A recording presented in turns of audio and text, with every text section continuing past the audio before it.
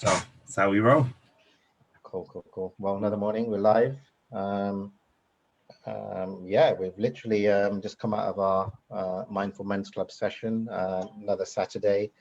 Yeah, I'll kind of hand it over to you, Viraj, just to introduce the topic, etc. And then, yeah, we'll go straight in and unpack the session. I mean, there was so much, as always, to unpack, and I think the conversation always starts in one way and it goes in a completely different direction, but in a good way. And there was so many avenues that we were talking about, where you know, conflict and when to interject, when not to interject. But do you want to? I'll let you introduce the topic, Raj, and we can get straight into it. Yeah, absolutely. I mean, I think we're kind of going to probably cover two topics. So we didn't do a live after our previous meeting as well. So we're going to start off with today's topic, which I think naturally segues into what we were speaking about before. But ultimately looking at how do we handle agreements and disagreements, and therefore, you know, when it comes to providing feedback, you know, how do we handle those conversations as well? So we just really introduced the theme of, you know, ultimately what is an agreement and what is a disagreement? Does it have to be a zero-sum game where it's about one outcome or another? There has to be a winner or a loser. Whereas reflecting on how actually disagreement can be an outcome of a conversation, which is perfectly valid, and the need to kind of explore it and think ahead as well. So I think that's the kind of approach that we took with this topic. And generally speaking, I think agreement and disagreement has become so binary, like you're either there or you're not. But actually there's so much more in between, and you know, the gap between that pause and that reaction and that reflection of actually what can that open up, because ultimately it's about getting to a mutually beneficial outcome. But if there's a right and a wrong, how do you get to that outcome? Easier said than done, right? Easier said than done. I think there was quite a lot of shares from the men in the group, and thank you to all the men who shared some amazing shares on the chat, and also voiced their opinions. And I think there was quite a few, but I'll share some. In any conflict, you have a choice whether to respond and react.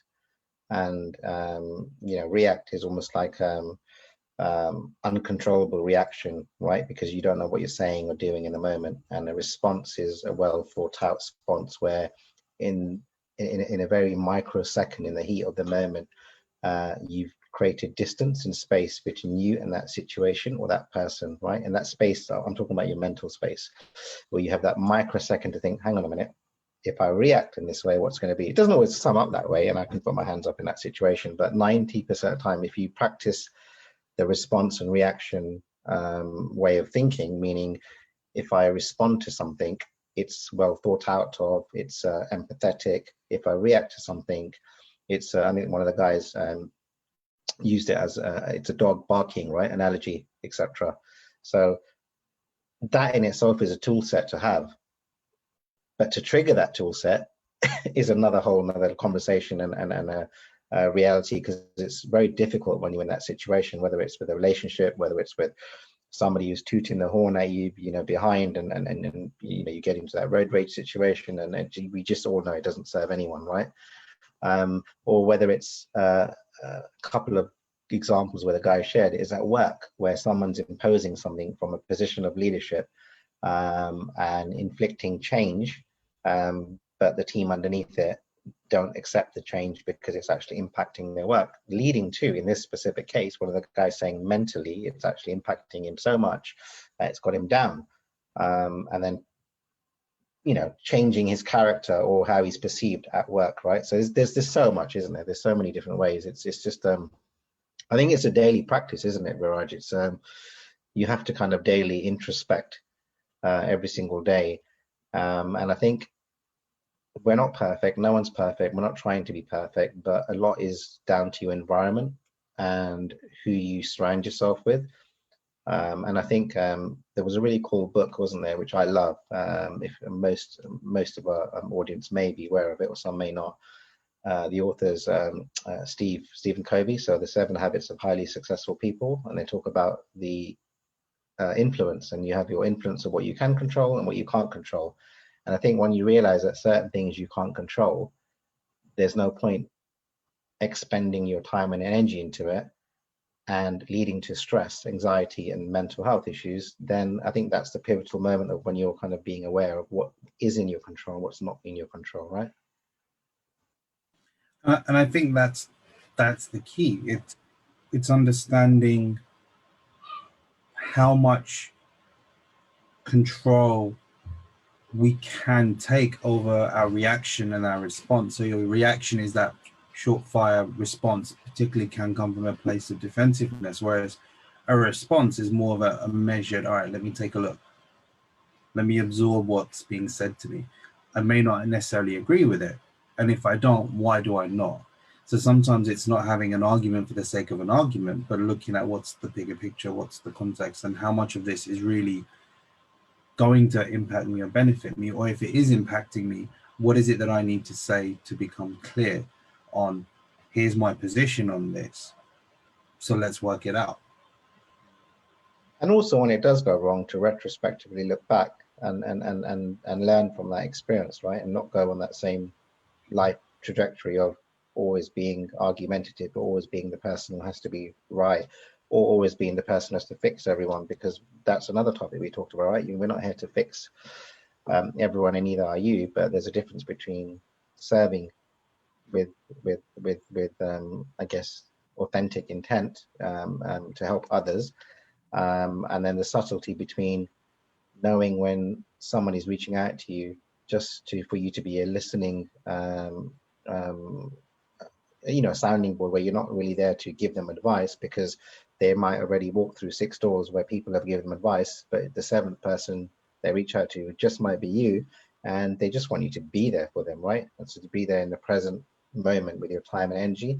And even if you've got the answers, sometimes the best thing you could do is just listen to their perspective. And I think we talked quite a lot about the difference between sympathy and empathy, and when you're being empathetic, you're doing it from the lens of their views and their life, as opposed to you jumping in with a conclusion, if that makes sense. So yeah, there was so much. I think there was quite a lot to unpack today.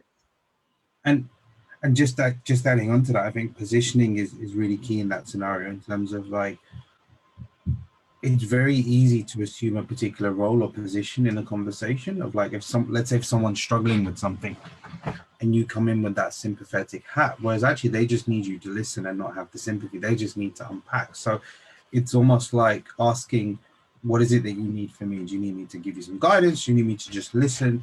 What is it that you want? So in doing that, there's an acknowledgement and a validation, but then also no one stepping over any boundaries either way, because sometimes our natural tendency may be to just run into the fire and try to put it out, versus where's it coming from, and just turn off the gas.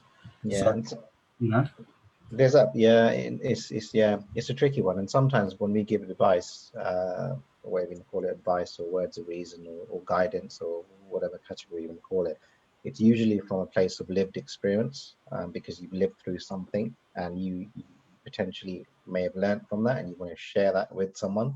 It's not to say that that's the right way of doing it, it's just sharing that. But sometimes people might perceive that as being that you're preaching to them, right? Or being judgmental. So I think it's that fine tune between who your audience is, what, like you said, what's the reason that they're reaching out to you. I think that's the key, right? Trying to kind of really listen on a deep way of why are they reaching out to you,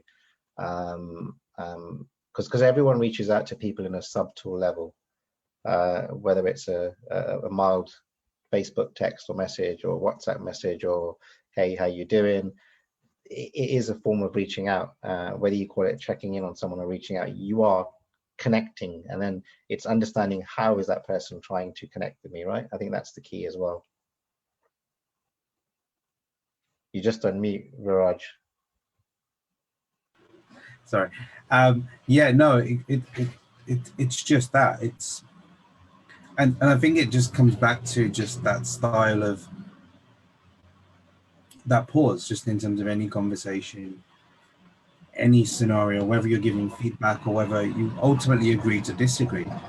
But do both sides feel like their opinion is being heard? Because I think that's where a lot of, say, conflict arises, where one person is dominating the other person, or the other person is trying to impose their opinion, and you've got two really strong opinions versus, and I'm looking at it simplistically, but actually maybe just the acceptance of, okay, you and I fundamentally disagree on something, and that's also okay. There doesn't need to be an outcome right here, right now, but also looking at that and saying, what is it that we do have in common? Because that still gives you a foundation to build. So a discussion doesn't necessarily have to end in a what's the word I'm looking for? Like a pinch point. But even if you Conflict. reach that consensus as, okay, cool, so we just have a different perspective on this, that's still a harmonious outcome. Mm. And sometimes you might not be the person to share that message, right? Because sometimes when the message is a bit close to home, it's difficult for the person to receive it. Close to home meaning your circle of friends or relationship or even work colleagues, whereas the exact same message from somebody else will be received in a completely different frequency, right, and be accepted. So sometimes the person giving the message might not be always the right person, right? But the message might be right as well. That came up in conversation as well. And I suppose what that comes down to is leaving our ego at the door and just being open Mm. in that discussion to not be attached to a particular outcome, but just to really be able to explore where, because you need a bit of tension in order to create something. Like if everything was zen, it'd be almost a bit too true. So you kind of need to have that heightened state, but at the same time it can't be attached to your ideal outcome, because it's still, you need to find that way to move forward, and you need that kind of, yeah, like that sort of creative tension in order to come to that conclusion. Because you look at it and say, I guess sports is a good example, right? Like you can have in a team game two players that aren't getting on, or there's a particular play that didn't go right, and they kind of have that outlet, but then the next time it goes, they score a goal and they're celebrating together as well, because they just learned from that experience. So it's that experiential learning piece of engaging in that discussion, see what comes up, pause, reflect, and then choose, okay, where do we go next, or how are we going to do this again, which I think is a crucial piece. No, definitely. Something else I want to touch on, which is kind of moving on to this topic, is about your belief systems. Well, that was really interesting, wasn't it? About your truths and what does your truth mean? And then something, you know, there was quite a few discussions, and I think and would love to hear your thoughts on unpacking this, Birages. But your belief system and whatever you call your core values and who you are at your core or your DNA, however you want to describe yourself at your soul level, your beliefs change through your lived experience. And if your beliefs change through your lived experience, meaning what you experience in that moment, in that day, in that month or year, then that means what you might not be the same person as you were yesterday or 20 years ago, right? So if that's the case, then it means that you're open to change your beliefs and truths because of your experiences. So Yeah. a revelation you might have read in one book might be a fallacy in real experience, or something you've experienced in a religion, or whatever it is, right? It's just a fascinating subject. Maybe we probably have to do another topic on that itself. But Belief systems in itself is a great one to deep dive into, but I would say is that generally speaking, I would say 99% of us, our belief systems aren't really our own. They've been adopted or influenced by something else. We've not necessarily, yeah, we've just kind of inherited them and we're kind of just rolling along with them, right?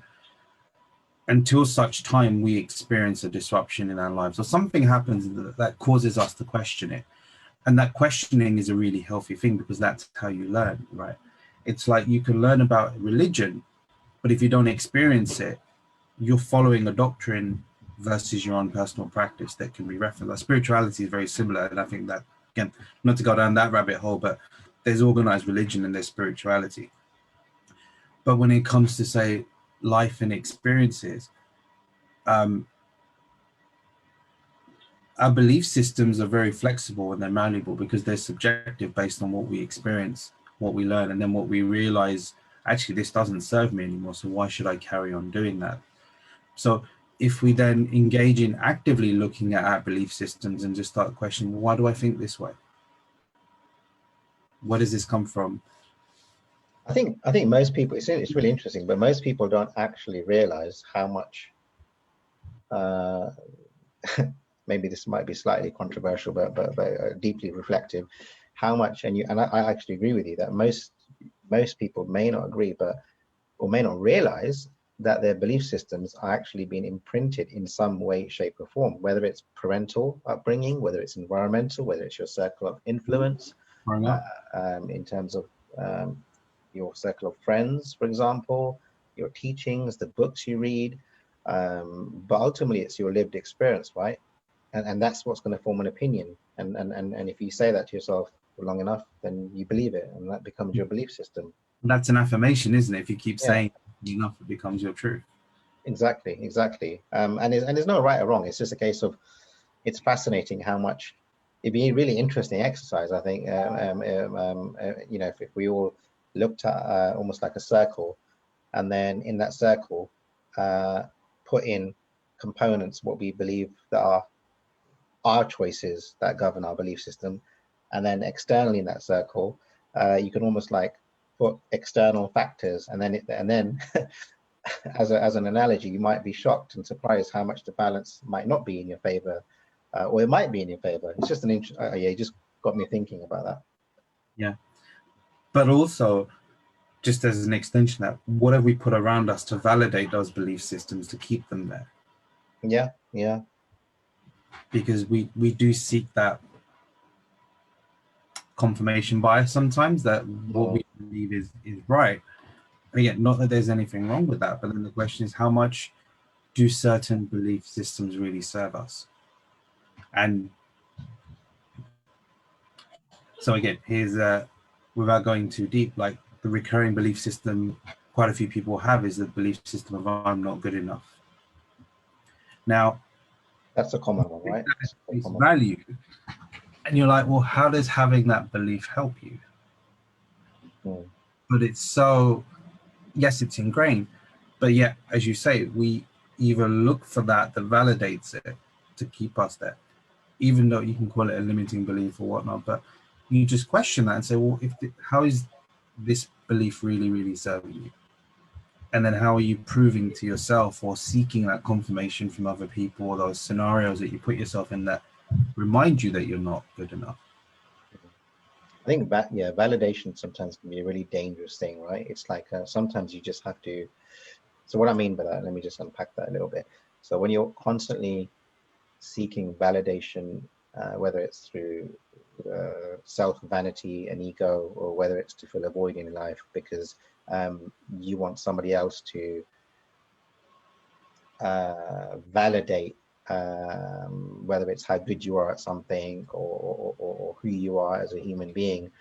I think there's a subtle difference between asking someone for their feedback and then looking and searching for the validation as a justification of who you are and what you're doing, because depending on who you ask, that can also be a positive or negative or dangerous or good thing, right? It could serve you or hurt you, right? It's just one of those things where it's a difficult one. I think the best person you could always ask is, like they say, is yourself, right? Through daily introspection and reflection work. But ultimately, we learn from each other. But I think if you drown yourself in other people's opinions, that's also dangerous as well.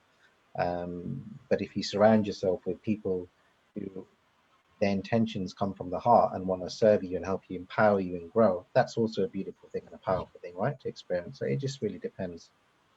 Yeah.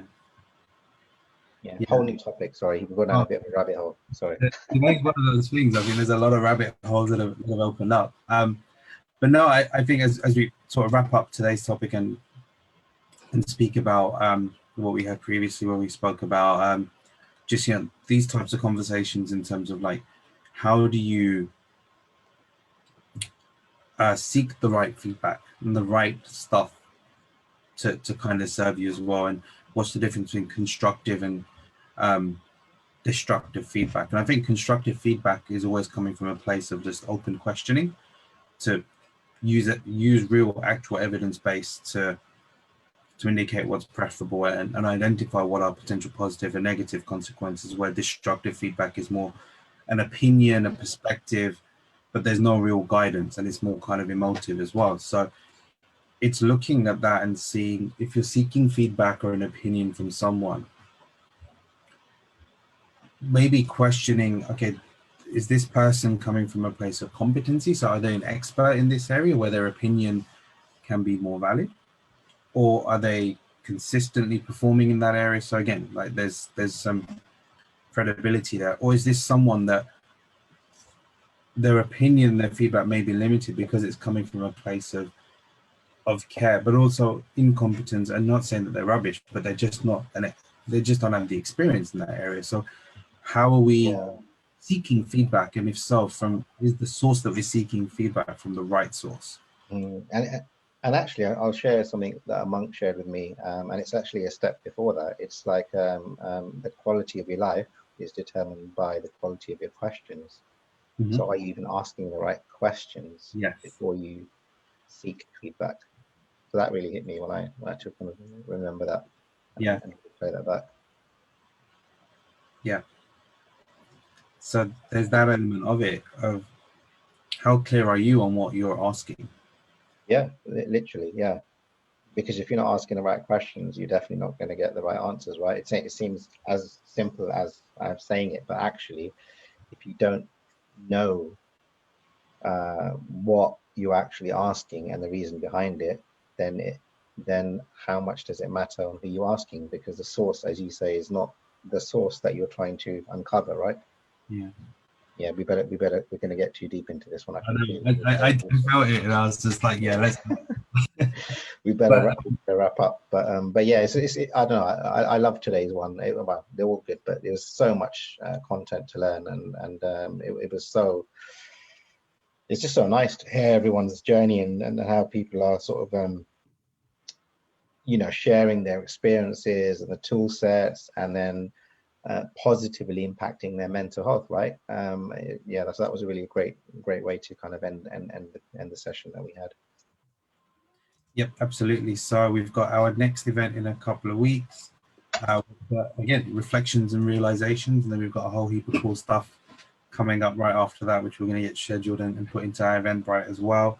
Hopefully this time next week, we'll have a few announcements that we want to share as well. So for everyone watching, stay tuned. There's a few things that we're working on, which, yeah, fingers crossed we'll be able to share on the 19th of June at our next live. Yuvrajan, join us live. The term agree to disagree can be confusing, literally. I totally get that. And it just comes from a place of just a consensus of we just have two differing opinions, and just carrying on with this conversation doesn't serve either of us. So it's that, just the acknowledgement of that as well. But yeah, Manoj, just as we wrap up, anything you want to share about what's coming up?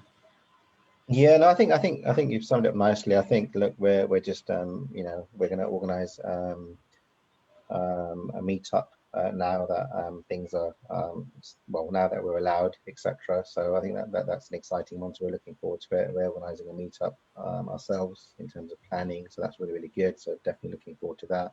I think you've summed it up nicely. I think just a massive shout out to our sister group. So we're going to be doing a lot more collaborations with Reroute and Mental Wealth. So watch the space where you've got female perspectives as well as male perspectives when we unpack our conversations. So I think we've got a meeting next Thursday with the women at Reroute and Mental Wealth. So watch this space. So if you're a female out there, go check out Reroute and go check out Mental Wealth.